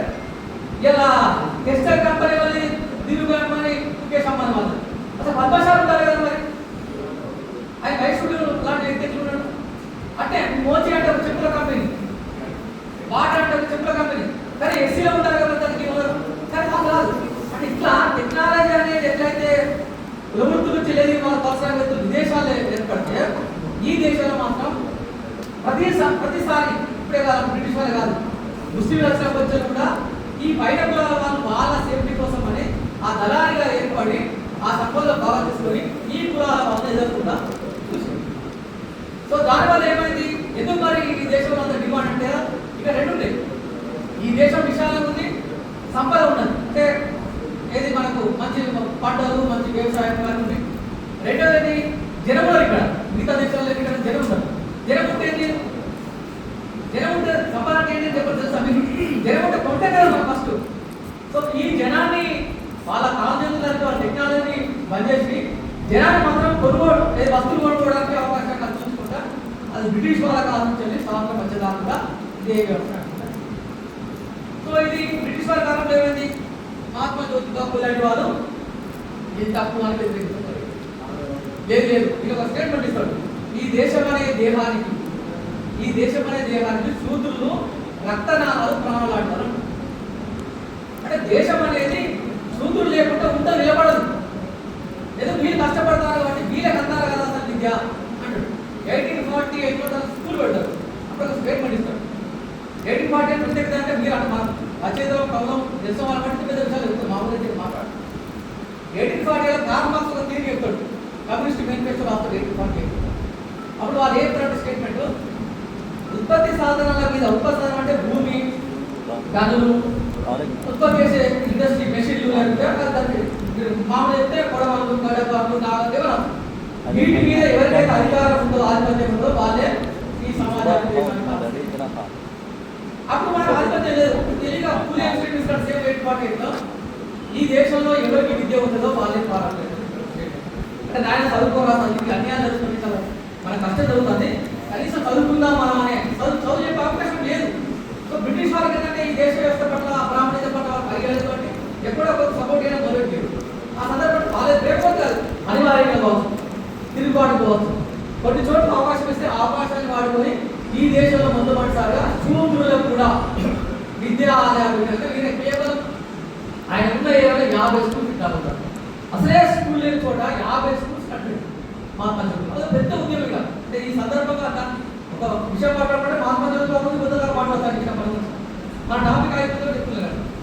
అట్లా మహాత్మా జ్యోతి బాబుని లాంటి వాళ్ళు ఇక్కడ తిరుగుతూ చేసిన తర్వాత క్రమక్రమంగా బీసీలకు తిరుగుతున్న వాళ్ళు కూడా హక్కు రావడంతో అప్పటిదాకా మాకు వాటా ఇవ్వండి మాకు చట్టసభలో సీట్లు ఇవ్వండి అన్నటువంటి బయట కులాలు ఏంటంటే ఇది ఇంటే ఉన్నట్లయితే ఇదే బ్రిటిష్ పరిపాలన ఇంటే కొనసాగినట్లయితే ఈ ప్రోగ్రెసివ్ యాక్ట్ సంబంధించిన కావచ్చు ఇంకేమైనా చట్టాలు ఇట్లా వచ్చినట్లయితే ఇక సూత్రులు కూడా తెలియచ్చినట్లయితే ఏకంగా వీళ్ళు పంట సంబంధం తెలియదు బట్టి వీళ్ళు మనం ఉండలేదు. ఎట్లయితే బ్రిటన్లో ఎట్లయితే వాళ్ళు భూములకు వెళ్ళి పంపిస్తే అందరూ తెలియదు పెట్టుబడుదారులు ఎట్లేదు వీళ్ళు అట్లయినట్లయితే మనకు ఉదాహరణ తీసుకుంది గాంధీ ఆధ్వర్యంలో జాతీయ ఉద్యమం స్పీడప్ చేసి పరిస్థితి లేకపోతే అంబేద్కర్ లాంటి దళితులు చదువుతారు ఇక్కడ ఆయన కూడా ఢిల్లీ వ్యక్తి అయిపోయాడు పూలు ఎలాంటి పోరాటం చేస్తారు చట్టపా రిజర్వేషన్ ఇచ్చేసిండు. వాళ్ళు ఏం చేశారు? చంద్రబాబు సాగుమారు చేసాడు. ఈ పెట్టుబడిదారు వ్యవస్థ తీసుకొచ్చి ఇండియాలో పెట్టుకుని మొదలుపెట్టాడు. ఆయన కంపెనీలు పెడతాడు, ఆయన చక్కెర బిల్లు పెడతాడు, ఆయన బట్టల బిల్లు పెడతాడు. అది ఏం కాదిస్తుంది? అలాగే పెట్టుబడి చేస్తాడు, ఈ బీసీలకు అవకాశం ఇస్తాడు, ఈ శుద్ధులకు దళితులకు అవకాశం ఇస్తాడు.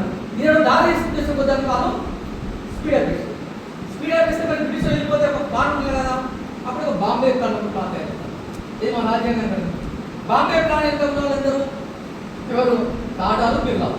ఇది అంటే బహిరంగ రాష్ట్రం రాజ్యం ఎంత ఉన్న వాళ్ళు వాళ్ళు ఒక బాంబే ప్లాన్ తయారు చేస్తారు. బాంబే ప్లాన్ అంటే ఏం ప్లాన్ అంటే బ్రిటిష్ వాళ్ళు అయినా సరే ఈ ఎట్లా పరిశ్రమ ఆంధ్రప్రదేశ్ లేదు, గ్రామ స్వరాజ్యం కావాలని గాంధీ చెప్పారు. గ్రామ స్వరాజ్యం కాన్సెప్ట్ ఏంటంటే అరే బీసీలు, ఎస్సీలు, ఎస్టీలు, ఎస్సీలు కనపడి ముఖ్యం బీసీ అన్నారు. బీసీలారా మీరు ఊళ్ళో ఉండండి, మీకు అమ్మారా కుమారా బ్రిటిష్ వాళ్ళ కావాలి వేరే కదా, మీరు కనీసం మనం కాపాడుకోవాలని చేసుకుంటే బతకండి అని ఈ పరిశ్రమలు ఇన్వెస్ట్ చేసి మాత్రం మన టాటాలు, బిర్లాలు లేకపోతే పైన కట్టుకున్న వాళ్ళని మేము చేసుకుంటామని గాంధీ గ్రామ స్వరాజ్యం. అది చాలా సంబరపడ్డాం. ఈ మాత్రం అవకాశం లేదని మేము సంబరపడ్డాం.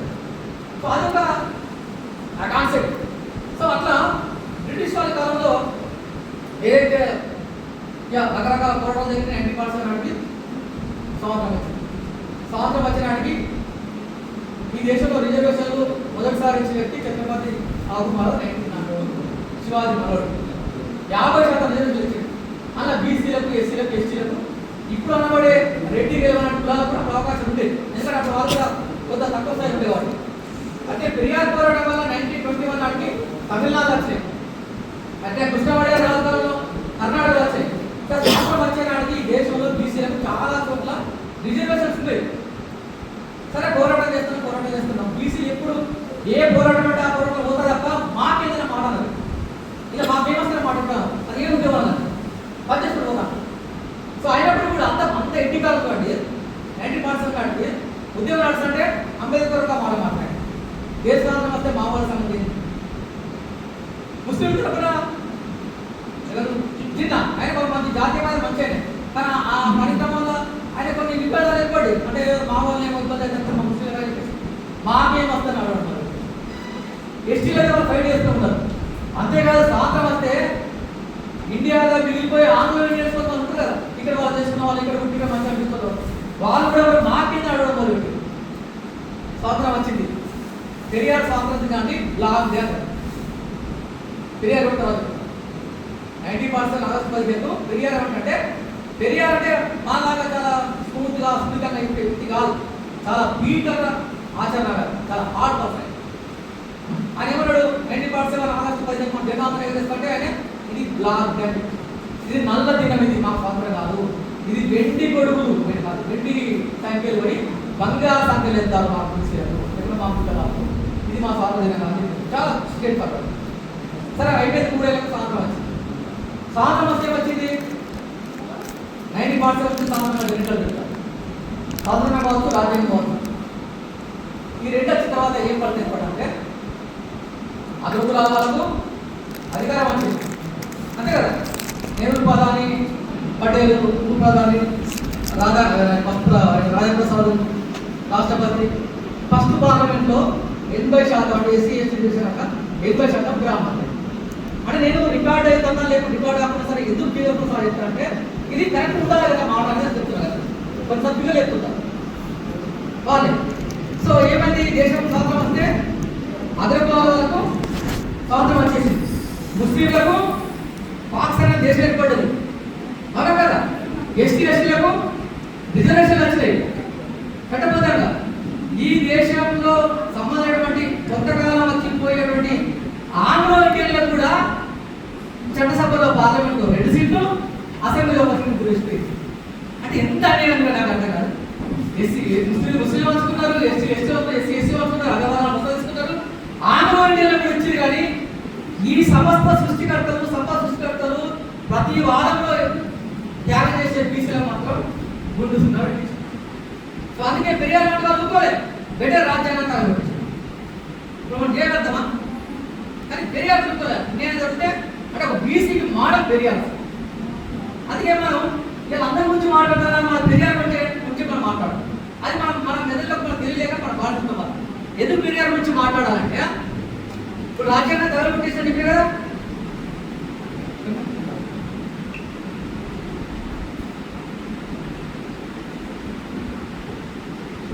1950 జనవరి 20 రోజున ప్రభుత్వం రాజ్యాంగం అమలులోకి వచ్చింది కదా. రాజ్యాంగానికి ఇప్పుడు ఎన్ని సంవత్సరాలు ఇప్పటికి? నాకైతే ఈడబ్ల్యూ ఇచ్చడానికి 103 సంవత్సరాలు తెలుసు.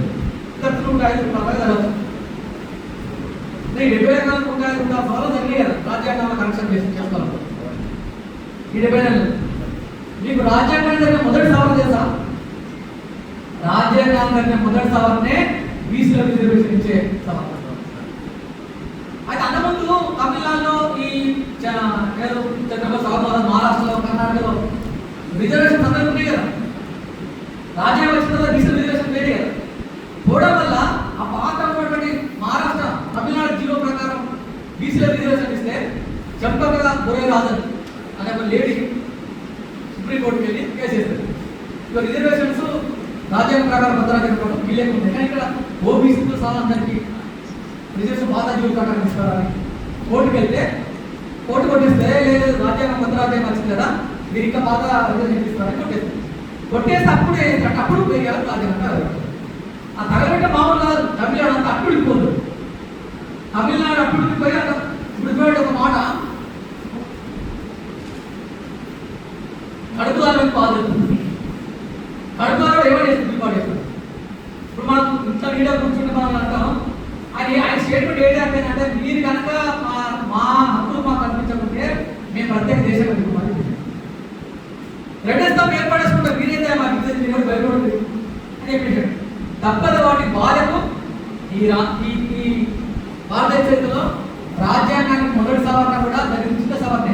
ఏం సవరణ చేసినట్టు రాష్ట్రాలు తలుచుకున్నట్లయితే రాష్ట్రాలు ఓకే వాళ్ళ రాష్ట్ర స్థాయిలలో సామాజికంగా విద్యాపరంగా వెనుకబడిన వాళ్ళకు రాష్ట్ర స్థాయిలో వాళ్ళు తప్పుడు రిజర్వేషన్ ఏర్పడేసుకోవచ్చని రాజ్యాంగం. దానివల్ల తమిళనాడు అప్పుడు మన బీసీలకు రాష్ట్ర స్థాయిలో అదే జీవో క్రమక్రమంగా ఎక్కడైతే బీసీల మంది ఎన్నికల్లో రకరకాల రాష్ట్రాలలో అధికారం ఉంటుందో అక్కడ ఆ స్ఫూర్తిని అనుకొని అన్ని రాష్ట్రాల్లో మనకు కొన్ని 1975 వరకు తెలంగాణ ఆంధ్రప్రదేశ్ ఇప్పుడు కర్నూలు వచ్చిన మొబైల్ ఆయన బీహార్లో ముఖ్యమంత్రి అయిపోయింది. అప్పుడు 1975 నాటికి బీహార్లో బీసీలకు ఆ రాష్ట్ర స్థాయిలో కొత్త శాతం బాగా 27% రిజర్వేషన్లు వచ్చినాయి. కర్ణాటకలో వచ్చినాయి. ఉత్తరప్రదేశ్లో రామనరేష్ యాదవ్ అనే బీసీ ముఖ్యమంత్రి అయిపోయింది. ఆయన కాలంలో కర్ణాటకలో ఇంకో బీసీ ఆయన కాలంలో. అంటే ఎక్కడైతే బీసీలు ముఖ్యమంత్రులు అవుతారో అక్కడ వాళ్ళు సేమ్ తమిళనాడు తరహా రాష్ట్ర స్థాయిలో రిజర్వేషన్ ఇచ్చుకోవడం మొదలుపెట్టింది. ఆ రిజర్వేషన్ వాళ్ళు ఇచ్చుకోవడం వాళ్ళ పదవులకు నిర్ణయించుకోవడం ప్రతి చోట వాళ్ళ పదవులు పోవడం. రామనరేష్ యాదవ్ పదవి పోతుంది ఉత్తరప్రదేశ్లో, రఘుపూర్ ఠాకర్ పదవి పోతుంది, కర్ణాటక ముఖ్యమంత్రి పేరు ఆయన పదవి. ఆయన పదవులు అయినా సరే ఆయా రాష్ట్రంలో బీసీలకు రిజర్వేషన్. సేమ్ అట్లాంటి పోరాటం ఇక్కడ తెలంగాణలో ఒడి లక్షణం బాబు కావచ్చు, బుద్ధి నరసింహ కావచ్చు, ఉద్యోగ శిక్షకులు బాబు ఉద్యమాలు తీసుకొని మనం కూడా 1975 నాటికి రాష్ట్ర స్థాయిలో 25% రిజర్వేషన్ మనం కూడా ఏర్పడింది. అంటే తినాలి ఎక్కడ పెరియారు ఏ స్వాతంత్రమో లేకుంటే బానిసలు ముందబడి రాజ్యాంగం ఒక రకం అప్లీల బీసీలకు కేవలం విద్యా ఉద్యోగం వల్ల పెరియారు చేసిన పోరాటం వల్ల వచ్చింది. కానీ మనం పెరియారు గురించి ఎక్కడ మాట్లాడుతాం అంటే మన తండ్రి మన తాతల గురించి మాట్లాడుకోకుండా మన ముందు అర్థం ఏర్పడింది. సో ఇలాంటిది బీసీ ఐడియాలో ఒక లోపం అట్లా అది ఎందుకు మాట్లాడుకోమంటే పెరియార్ గురించి మనకు ఉండే వీడియో అంటే పెరియార్ హిందూ మత వ్యతిరేకి, పెరియార్ నాస్తికుడు, పెరియార్ ఆది అని మనకు బోధిస్తాడు. ఒక విషయం చెప్తున్నాడు మనకు అల్ల పుస్తకం. తెలంగాణ ఉద్యమం జరిగినప్పుడు చాలా అనిశ్చిత జరుగుతుంది. తెలంగాణ రాష్ట్రం అనౌన్స్మెంట్ జరిగి వాళ్ళ వెనక్కి తీసుకుంటే యాదయ్య లాంటి వాళ్ళ ఆత్మహత్య చేసుకుంటే ఈ తెలంగాణ వచ్చే అవకాశం లేదని విలాస సందర్భంలో ప్రకాష్ పుస్తకం కడిస్తుంది. మీరు కనుక సమస్య భారతదేశం కనుక మాకు అనుసరణ కొనసాగించినట్లయితే మేము అక్యురేసీ కాంప్లీట్ చేస్తాం మా ప్రత్యేక దేశం అని మాకు ఇబ్బంది అవుతుంది. మరి మీ ప్రకాశ్ స్టేట్మెంట్ దేశంలో ఎవరికైనా సరే మనకు బాధ ఉన్నట్టు దుఃఖం ఉన్నట్టు ఇస్తుంది ఒక తిరుగుబాటు అభివృద్ధి. అట్లా పెరియారు ఆ రకంగా పోరాటం చేశారు. పెరియారు దీంతో పాటు అన్ని సమస్యలు గుర్తించి అన్ని పోరాటం చేసేది. కానీ పెరియారు మాత్రం ఆ రకంగా బదనాలు చేసుకుంటా హిందూ మతం వ్యతిరేకే మరి హిందూ మతానికి అవకాశం ప్రశ్నించే అట్లాంటి సందర్భంలో పెరియారు ఆ రకంగా కనుక అసలు బీసీల రిజర్వేషన్ కావాలనే ఫిర్యాదు గురించి మనం మాట్లాడుతున్న పరిస్థితి మనకు తెలియదు. సో ఇట్లా ఫిర్యాదు లాంటి వాళ్ళు పోరాటం వల్ల మనకు 1974 రాష్ట్రంలో కొత్త రిజర్వేషన్లు వస్తాయి. పెరియార్ పోరాటం ఇక్కడ దేశమంతా 5వ విభజన ఉంది 1953 నాటికి. అప్పటికి అంబేద్కర్ కూడా ఒక 5 అంశాలతో కూడా ఓబీసీలకు రిజర్వేషన్ వాళ్ళ డిమాండ్తోనే న్యాయశాఖ మంత్రికి రిజైన్ ఇస్తారు 1953 నాటికి. రిజైన్ చేయడం వాళ్ళప్పుడు కాకా కాలేకర్ కమిషన్ ఇస్తారు. ఆ కమిషన్ దేనికోసం బీసీ రిజర్వేషన్ వాళ్ళు ఆ కమిషన్ ఇస్తారు. ఏదో అది అమలు కాదు. తర్వాత మండల కమిషన్ ఇస్తారు. నేను తగ్గిస్తున్నా 78 వరకు 78 వరకు అది కూడా అమలు కాదు. 1990 వరకు మాత్రం ఆ మండల కమిషన్ ఏదైతే రిపోర్ట్ 1998లో రిపోర్ట్ ఇచ్చిందో దాని ప్రకారం కేంద్ర స్థాయిలో మనకు ఉద్యోగాలు కావాలనే డిమాండ్ పాల్గొనడం వల్ల ఈబీసీ పిఎం అయిన తర్వాత అంటే 1993 అంటే 47 అంటే ఎంత 45 ఈ దేశంలో కావాల్సిన 45 తర్వాత కేవలం ఉద్యోగాల్లో రిజర్వేషన్లో అంటే ఇప్పుడు మన హైదరాబాద్ ఉద్యోగాలు ఉంటే బిఎస్ఎల్ సిఎల్సీ అట్లా మనకి ఉద్యోగాలు 1993లో అంటే ఎస్సీల వాళ్ళు జనాభా ఉంటే ఎస్టీల వాళ్ళు జనాభా ఉంటే ఓసీల వాళ్ళ రాజ్యం ఈ దేశం సంక్రమించినంత 45 ఏళ్లకు కేవలం మన జనాభాలో సగం శాతం మాత్రమే. అది కూడా కేవలం ఇది ఎమ్మెల్యే పదవులు కాదు, ఎంపీ పదవులు కాదు, ఇంకేం కాదు, కేవలం ఉద్యోగాలతో 20%. అది ఈ లోపల దేశంలో ఏదో దళారీ వ్యవస్థ ఆ దళారీ వ్యవస్థ అంటే పరిపాలన ఏది గాంధీ గ్రామ స్వరాజ్యం అంటే కదా. ఆ గ్రామ స్వరాజ్యం ప్రకారం అంతకుముందు ఏవైతే కృషి వర్గాల కుటుంబం దెబ్బతిన్నాయో గ్రామ స్వరాజ్యంలో మళ్ళా కుటుంబం వరకు అంటే ఏ గ్రామాల్లో ఏ అన్ని కులాల పనిచేయడం వ్యవసాయం పట్టడం ఆ తిరిగి విధానం కూడా పంపడం అనేది 1991 దాకా కొనసాగుతుంది. మన ప్రత్యేక శాస్త్రం 1990 వరకు వర్షాలు రాక కరువులు వచ్చు కానీ గ్రామాల్లో మాత్రం అన్ని వాళ్ళ కుల వృత్తులు పనిచేస్తే అందరూ బతికేది. ఇదేమైంది గ్లోబలైజేషన్ అప్పటికి ఏమైందంటే ప్రపంచవ్యాప్తంగా పెట్టుబడి యొక్క డబ్బు పెరగడం వల్ల మళ్ళీ పాత బ్రిటిష్ వాళ్ళు లెక్కలేదు. అంటే 90% నాటి బ్రిటిష్ వాళ్ళు వెళ్ళిపోయిందని కాదు, ఈ దళారీ వ్యవస్థ కొనసాగింది. అంటే కొన్ని కంపెనీలు పెట్టుకోండి, ఆ కంపెనీలు అనుకున్న వల్ల మేము పనిచేస్తాం, మీరు మేము కలుసుకుందాం అనే దళారీ వ్యవస్థ ఇండియా డెవలప్ అది వీటిలో ఉన్నా సరే టాటా ఉన్నా సరే ఎవరికి సరే. ఇప్పుడు మన టీవీఎస్ సుజికట్ టీవీఎస్ సుజికట్ మార్క్ సుజికట్ మార్క్ అంటే ఇండియా అయినా సుజికట్ జపాన్ అంటే జపాన్ కంపెనీ ఇక్కడ మారుతున్నటువంటి దళారీ అంటే మీ కాలేజ్ రాండి, మేము మాట్లాడుకుంటున్న భూమి జాగా పేరుతో మా మీద వాడేయండి. కానీ ఇక్కడ కాలేజీ తయారయ్యాలి, విశ్వకర్మ తయారయ్యాలి కదా. మరి విశ్వకర్మ ఇక్కడ కంపెనీ ఏది మాట్లాడలేదు కదా. అట్లా అంటే బీసీల డెవలప్మెంట్ అంటే పారిశ్రామిక విప్లవ దేశంలో అట్లా బీసీలు అంచవేయడం కోసం దేశంలో పారిశ్రామిక విప్లవం అయిపోయింది. కేవలం దళారీ వ్యవస్థ మాత్రం లేదు. సరే 1990 వరకు 1991 తర్వాత ఏమైంది గ్లోబలైజేషన్ వల్ల అంతవరకు కొంత రిస్ట్రిక్షన్స్ అన్ని ఎత్తేసింది. రిస్ట్రిక్షన్స్ అన్ని ఎత్తేస్తే ప్రపంచంలో ఒకటే విభాగం బట్టి ఎవరు వస్తే ఎక్కడ అమ్ముకోవాలి బట్టి పెరిగిపోయింది. మరి మనకే కాదు కదా, మన పక్కన చైనా ఉంది. 1978లో మనకంటే ముందు 1991 కంటే ముందు 1978 నాటికి చైనాలో గ్లోబలైజేషన్ చేసింది. వాళ్ళు కూడా ప్రపంచానికి గ్లోబలైజేషన్ వ్యాపారం కోసం. మరి అదే 1978లో ప్రపంచీకరణ మొదలైనటువంటి చైనాలో ఇలా అది గ్లోబల్ ఫ్యాక్టరీ అయిపోయింది. అంటే గ్లోబల్ ఫ్యాక్టరీ అంటే ప్రపంచానికి అదే ఫ్యాక్టరీ. అలా చైనా మాకు మొబైల్ నుంచి ఆడవాళ్ళు నుంచి ప్రతి వస్తువు చైనాదే కదా. మరి ప్రపంచవ్యాప్తంగా డోర్లు చేసినప్పుడు చైనా వాడు గన్ని వస్తువులు ఉత్పత్తి చేస్తాడు. అదే డోర్లు వేసినట్టు ఇండియాలో ఉన్నట్టు ఉంటుంది. 1991 తర్వాత ఏమైంది ఆయన గ్రామాల్లో ఆయన వృత్తికి చెప్తాయి. కమ్మరోళ్ళు, కుమ్మరోళ్ళు, మంగళలు, చాడలు అందరూ కదా ఉన్న వృత్తులు డౌన్లు అన్ని సర్వనామం అయిపోయినాయి. ఇప్పుడు బిచ్చగాళ్ళ ఊళ్ళల్లో టౌన్లలో వచ్చేసి ఏదో తిండి దొరుకుతుందా లేదో ఏదో కూలీలుగా వాచ్మెన్లుగా ఇంటి వర్కర్లుగా ఆటో డ్రైవర్గా బతుకుంటే లేస్తారు. అంటే ప్రపంచ చరిత్రలో ఇంత ధైర్యమైన స్థితి ఒక ప్రభుత్వ వారి కంటే నిజమైన జ్ఞానం ఉన్న వాళ్ళు ఎక్కడ దక్కాలి ఏమని ఇండియాలో కానీ దీనిలో రకరకాల వాదాలు వస్తున్నాయి ఇండియాలో. అది సాయుధ పోరాటం భూమి వాళ్ళు వచ్చింది, విప్లవం వచ్చింది, ఉద్యోగం వచ్చింది. ఏ ఉద్యమం వచ్చినా కానీ ఆ ఉద్యమంలో బీసీ పాపం పోవడం పెరిగింది. అంటే తెలంగాణ ఉద్యమం చూద్దాం. తెలంగాణ ఉద్యమం తెలంగాణ ఉద్యమాలు మొదలుపెట్టిందెవరు? దేశంగా విద్యార్థులు ఉన్నప్పుడు బదులు కమిషన్ వస్తుంది కదా.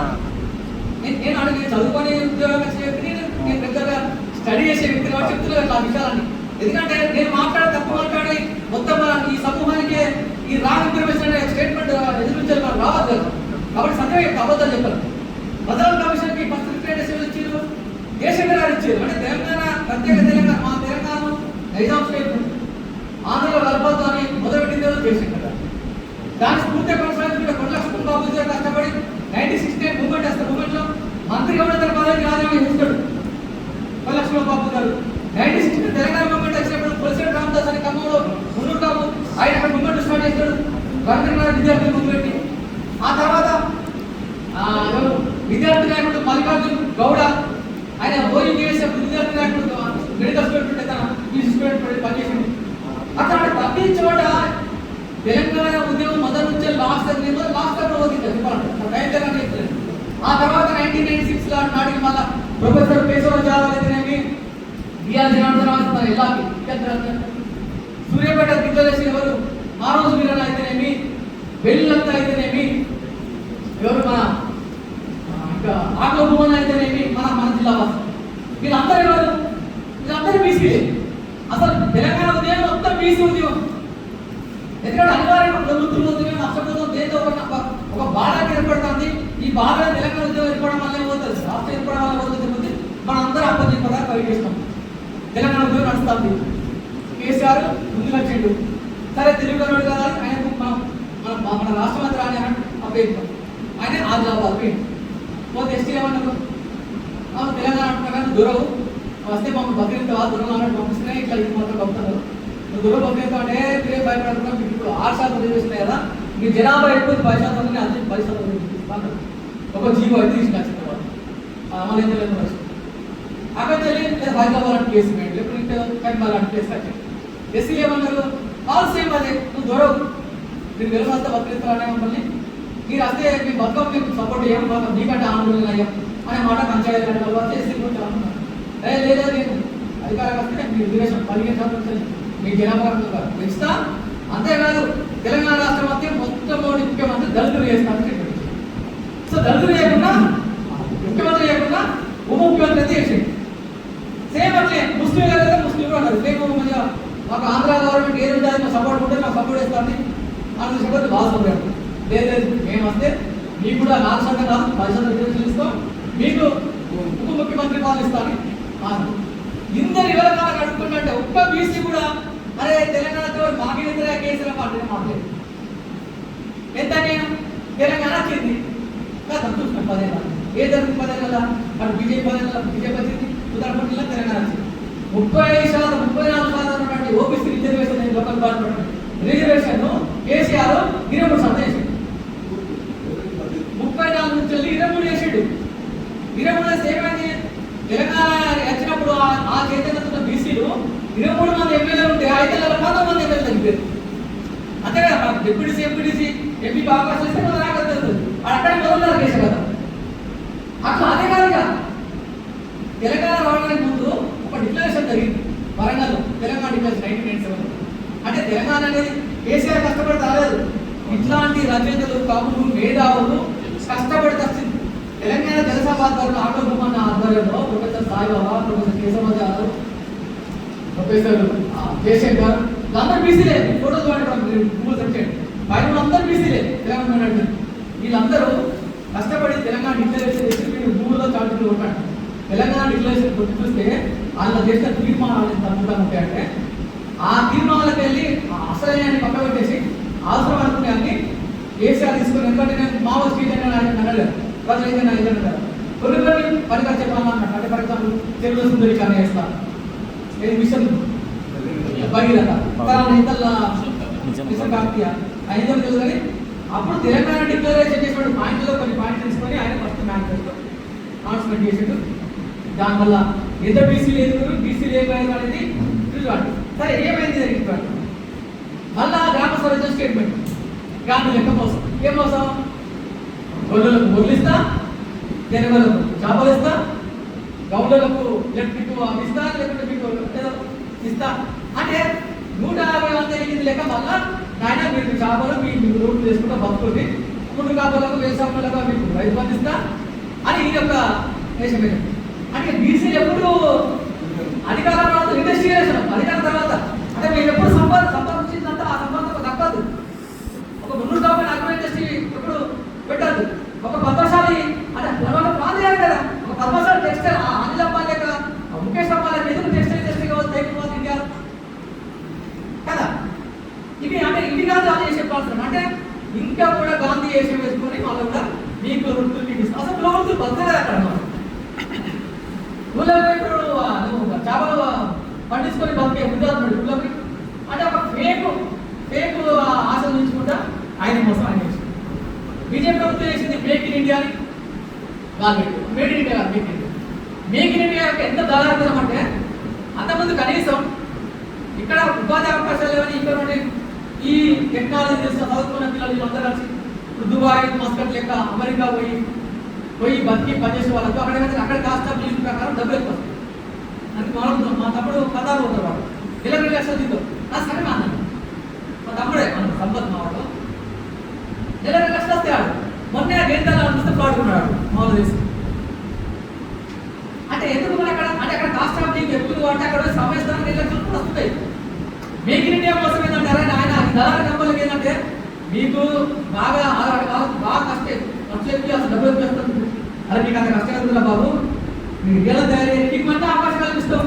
అక్కడ మీకు మావాడు 2000 తీస్తాడు, రోజుకు 2000 ఎక్కువ కదా, ఇక్కడ 5,000 అవుతుంది కాదు అని ఇట్లా ఈ దేశంలో సంపద అంతా వాళ్ళ చేత అప్పేసుకుంటా ఈ దళారీ ప్రభుత్వాలు దళారీ పెట్టుబడిదారులు వాళ్ళతో పంచుకుంటా ఈ దేశ సంపదను ఈ జనాన్ని వాళ్ళ చేతులు అంటే నేను ఎందుకు చెప్తున్నా అంటే కామన్గా చెప్పడం అంటే ఇలా బీసీల గురించి మాట్లాడాలంటే మన వ్యవస్థ అంటే మన అధికారం రావాలంటే మనం కూడా మన దళారం అవుతాం. నేను మంచి దళారం అవుతుంది నా తెలియకపోతే నేను ప్రభుత్వం మంచి దళారం అవుతాను.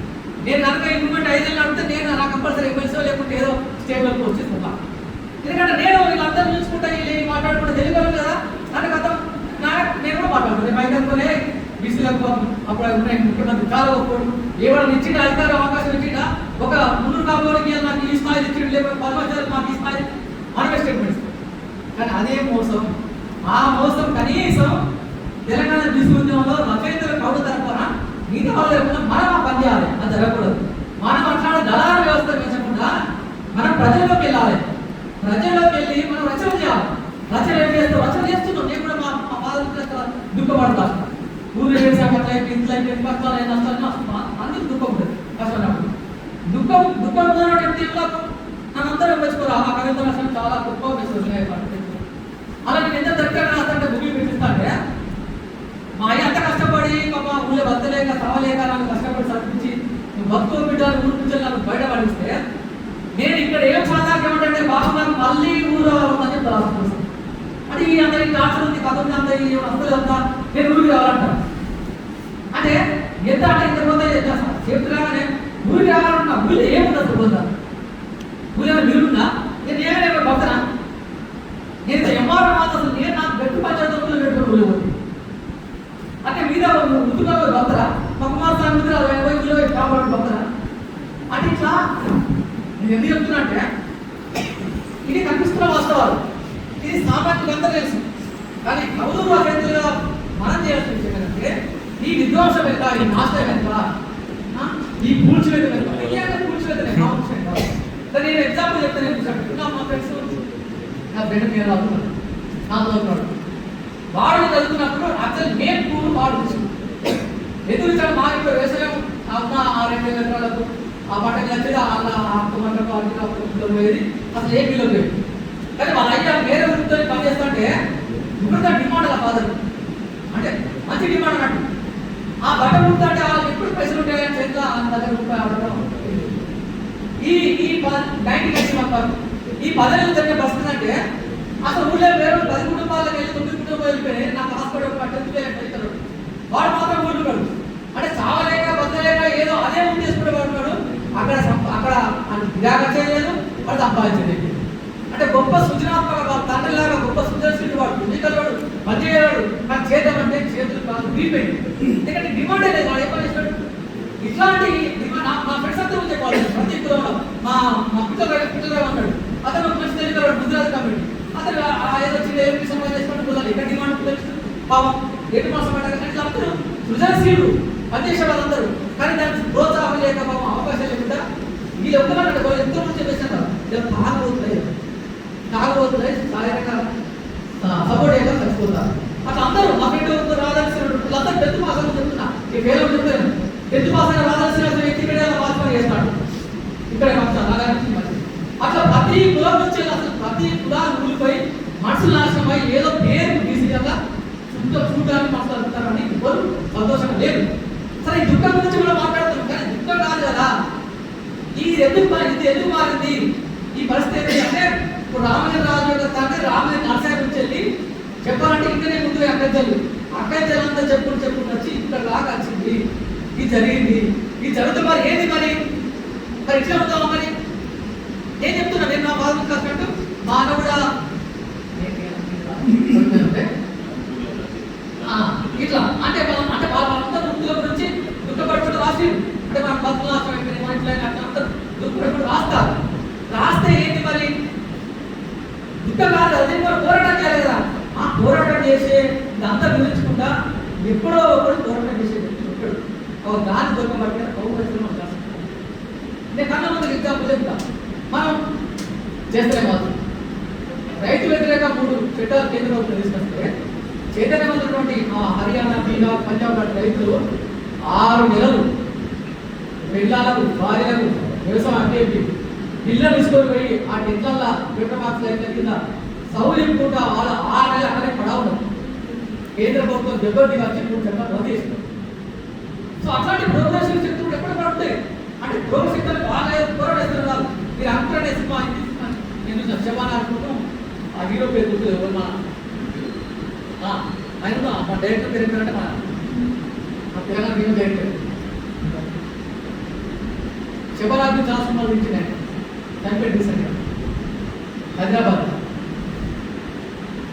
సరే అందులో ఒక చాంపియన్ సినిమా అంకుల్ సినిమాని లాస్ట్ అలా వీడియో ద్వారా ఒక లేడీ మీద వాళ్ళందరూ ఇబ్బంది పెడతారు.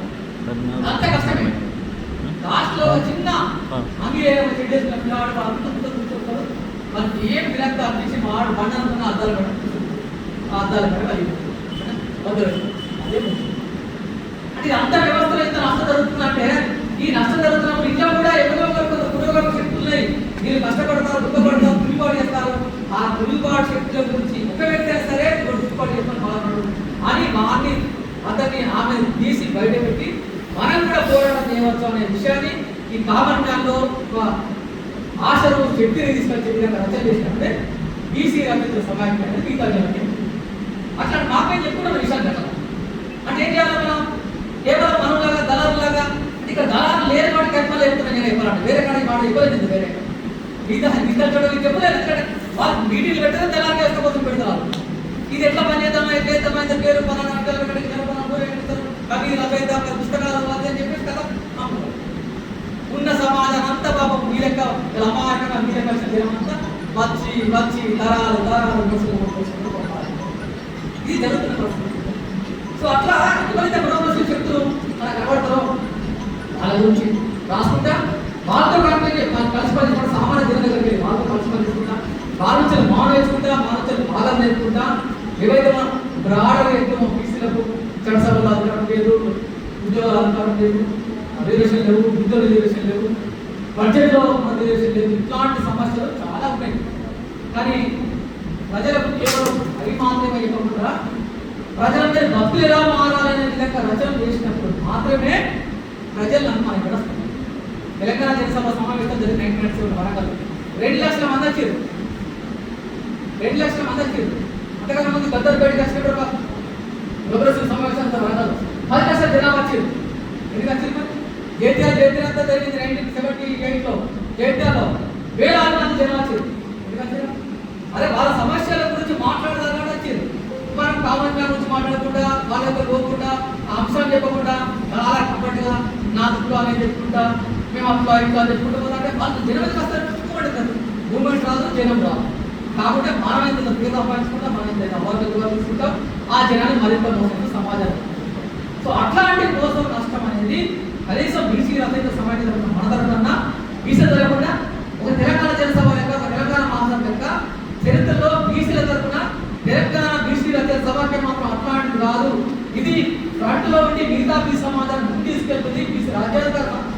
మారుస్తుంది, బీసీలకు అందరికీ న్యాయం చేస్తానే ఏ రచయితంగా బీసీ రాజకీయ బీసీ మెదడు కలిసి పనిచేసి ఫ్యూచర్లో ఆ రకంగా పనిచేస్తామని ఇదే ప్రాంతంలో ఇంతమంది చూస్తాం కదా. ఈ విషయాన్ని మనం ఒక 5-10 ఏళ్ల తర్వాత గుర్తు చేసుకొని పురోగతిగా ముందు పోతాం ఆశిస్తూ నన్ను ఈ టీడీపీ ఇచ్చినటువంటి పెద్దలు రామకృష్ణ సార్ కావచ్చు, నా పేరు రిపరేషన్ అన్న వెంకటేశ్వర కావచ్చు, మీరు మనము అంటే ఇక్కడ మా అన్న రాజపాలన నచ్చెట్టు మా వారు నచ్చెట్టు అంటే ఎస్సీలు ఓసీలు వచ్చింది.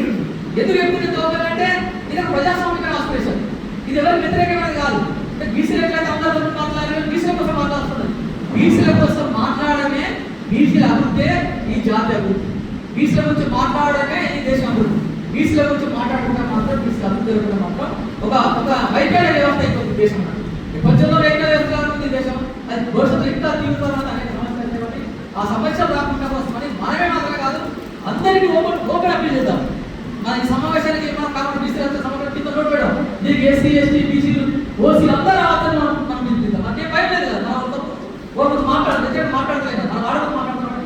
అట్లాంటి సమావేశాలు ప్లాన్ చేద్దాం, జనంలోకి వెళ్దాం, భవిష్యత్తులో మంచి ఫలితాలు తీసుకెళ్దాం ఆశిస్తూ మనం విషయం పాల్గొంటే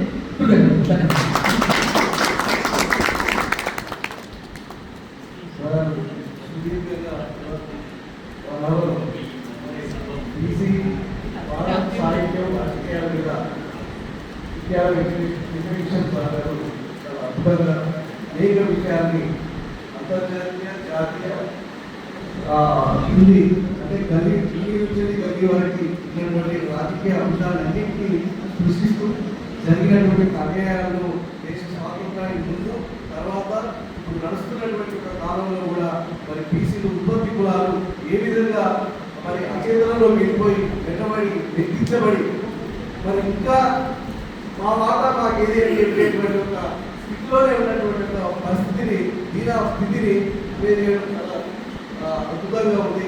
మరి అనేక విషయాలు నాకు కూడా చాలా విషయాలు ఇంత సుదీర్ఘమైనటువంటి ప్రసంగంలో అనేక కొత్త విషయాలని మేము ఈరోజు అనుభవించడం జరిగింది.